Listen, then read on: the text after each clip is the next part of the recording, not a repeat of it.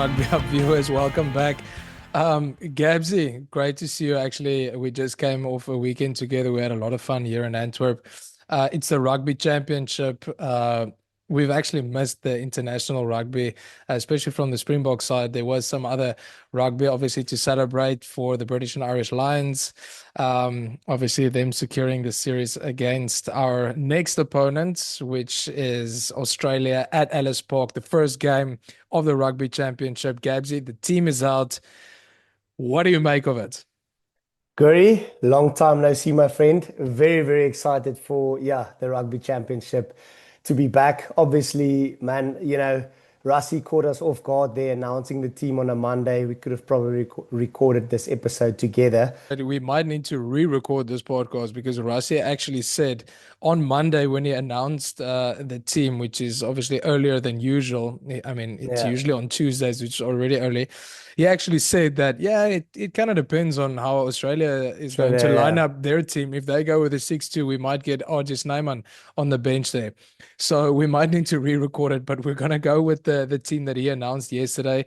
It is a strong team, exactly. like you said. Let's get I straight into it. mean, yeah, the other thing is, having said that, his comment that depending on if Australia goes with a 6-2, technically, you can also push Andre into the forward. So I don't know. Does he really need to make changes? But yeah, let's stick to the team sheet we've got here. We'll throw it up on the screen there. But I mean, Guri, probably for me, arguably the strongest pack of forwards you could choose. Obviously, one big thing in the back up front is Siya Kolisi at eight. I mean, I don't think any one of us expected to see him there at eight. Like we've said it before already, I don't think we'll ever be able to predict the full 15 in any of the game weeks just because Rassie is so unpredictable at the moment.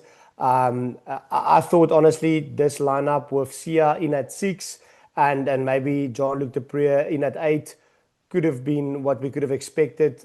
Maybe even we could have expected Nortje at five, and then Yeah. you probably really have like arguably your strongest starting lineup. I don't know. What do you make of it? Should we quickly run through it? I mean, But I mean, just at first glance, quickly, just on that point, right? We're in a very privileged position, Gabsy, that it actually, I mean, it's not about picking the best 15 players anymore. It's about picking the best team for that certain style.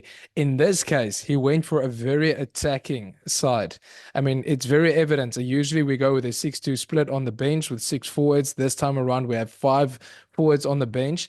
And we don't have the bruising eight carrier like we usually have in Jasper Wiese or even a Jean-Luc Depree, or recently, like we saw against Georgia, Kobus Wiese, who's normally a lock, or a flanker that yeah, started at eight. And now you have someone like Sia who actually plays at eight for the Sharks.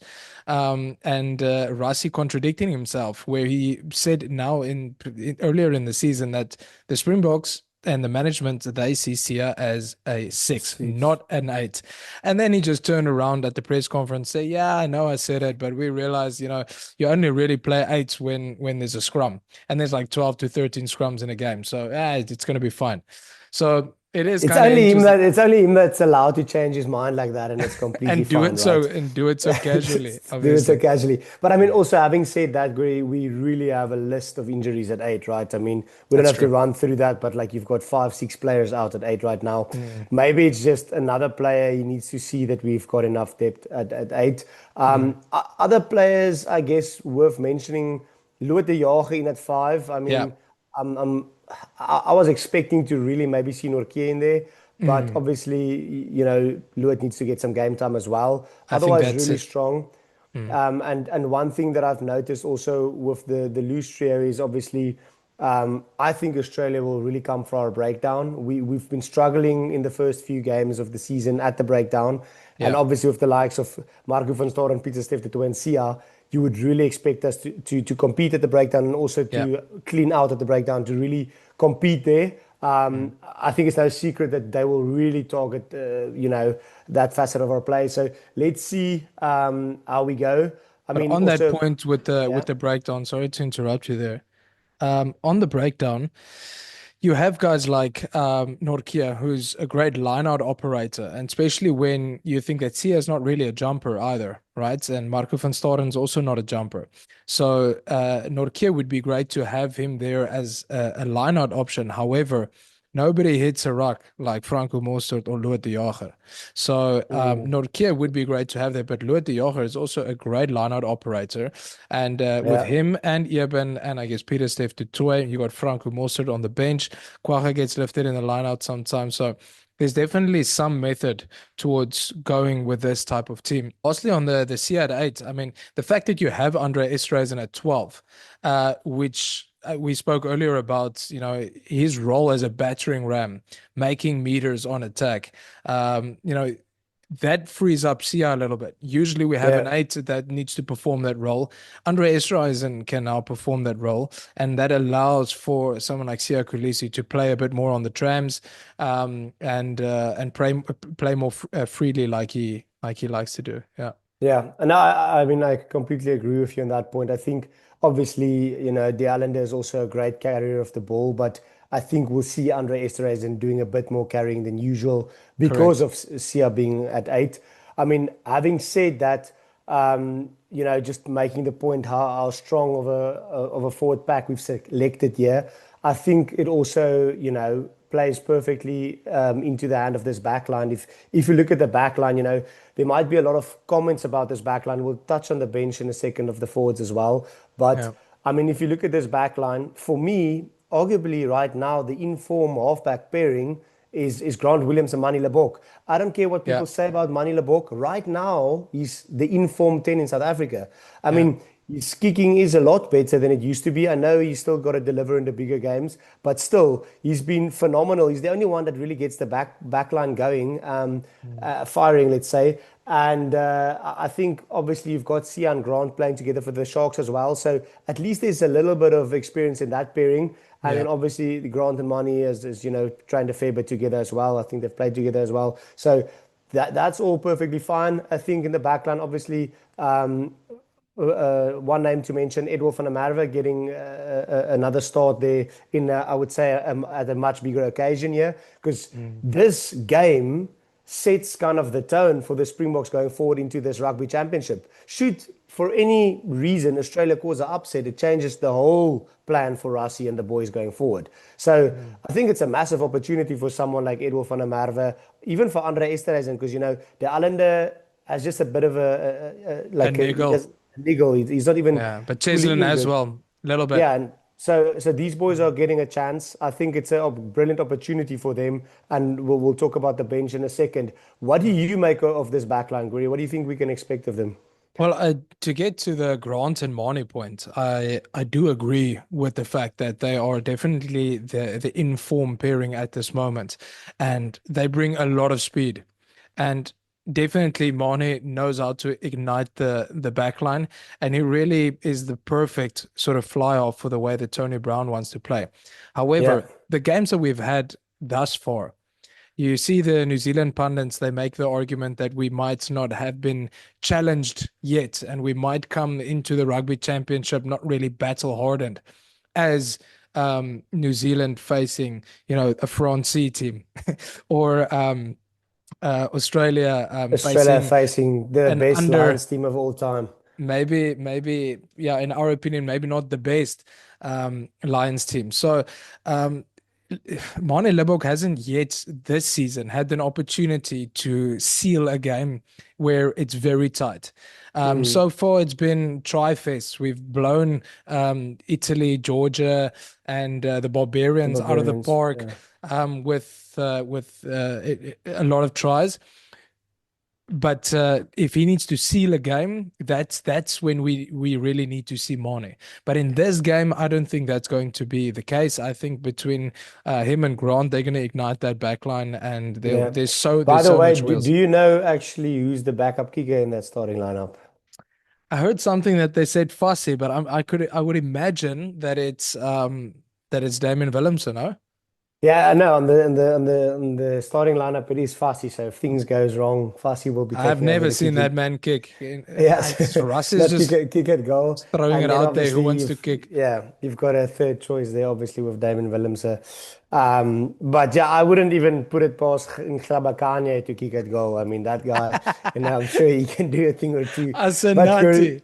Yeah, let's maybe take a moment here to reflect on that bench. I mean, sure. yeah, I think it's a very exciting team, honestly.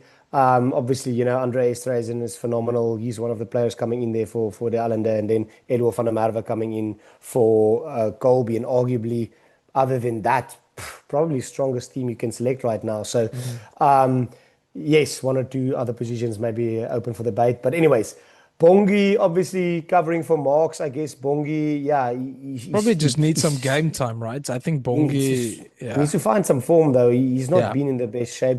Then Jan Hendrik Wessels, getting another game in there, and then Ntlabakanye, a massive opportunity for yeah. the young man. Let's see what he'll do off the bench there. And then yeah, Franco Mostert, Kwagga Smith. I think Kwagga Smith is just that player off the bench for us right now that I really feel sorry for the guy. I think he's doing so well off the bench that I don't know if he'll ever be a starter again. He's racking up caps though. But yeah, Yeah. most of them are off the bench. He doesn't get a start very regularly. And if he does come on, it'll be interesting for me to see where he's going to come on. Is Sia going to play a full game at 8? Or will he move to 6 and let Marco van Staren, come off the field? So it's going to be interesting to see how they manage the Yeah. bench. But for the rest, yeah, I mean, let's be honest, Franco Mostert, he deserves his spot. Maybe a little bit out of form, didn't really perform that well off the bench in that game against Italy, where our bomb squad under fired or didn't really go off, as they said. And then Yeah. three backline players, Gabsy, on the Yeah, I bench. mean, that's the one thing that might still change, but I doubt it. Let's see. I mean, obviously, for me, the most obvious thing that would happen would be Kane and Moody going out if RG comes in, because, yeah, Damien Willems covers three positions. You could Yeah. surely move Andre to outside if you need to. Mm. Yeah, I think that would make most sense there. And then obviously, Kobus Reinach, yeah, would cover the scrum off and maybe But wing even. Gabsy, do we agree in saying that this is going to be a high scoring game? Maybe 100%. I mean, I haven't Maybe checked the not, maybe weather. not It's for probably a no, bit, it's going if they're playing at Ellis Park, the weather's going to be perfect.